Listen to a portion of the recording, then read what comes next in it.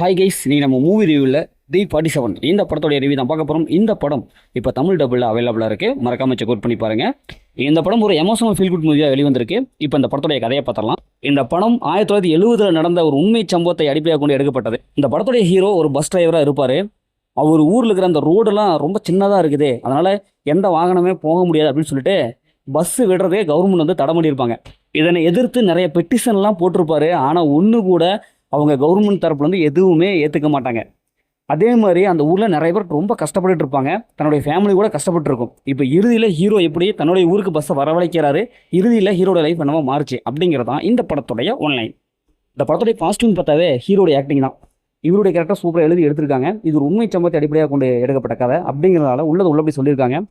1970 காலகட்டத்தில் பஸ்ஸுக்காக மக்கள் எப்படிலாம் போராடிருக்காங்க, அந்த ஊர் மக்கள் எப்படிலாம் கஷ்டப்பட்டுருக்காங்க அப்படிங்கிறத தத்துரூபமாக கொண்டாந்துருக்காங்க.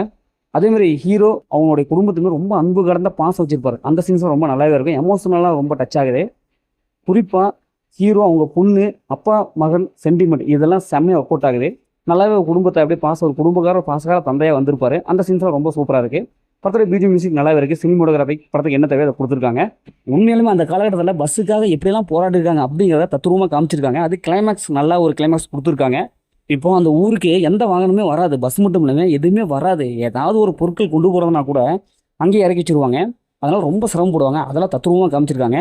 இப்போ இந்த படத்தோடைய மைனஸ்ன்னு பார்த்தாவே ஸ்க்ரீன் பிளே ரொம்ப ஸ்லோவாக இருக்குது, பயங்கர ஸ்லோவாக இருக்குது. ஃபஸ்ட் ஆஃப் வந்து கடைசி வரைக்கும் ஸ்லோவாக தான் போகுது. ஏன்னா நான் சொன்ன மாதிரி இது ஒரு உண்மை சம்பவத்தை அடிப்படையாக எடுக்கப்பட்டதுனால உள்ளபடி காமிச்சதுனால ஒரு ஸ்லோனஸ் தெரியுது. மற்றபடி இந்த படத்தில் பெரிய மைனஸில் எதுவுமே இல்லை. பொறுமையாக உட்காந்து பார்த்தோம்னா ஒரு நல்ல ஒரு மூவியாக தான் தெரியுது.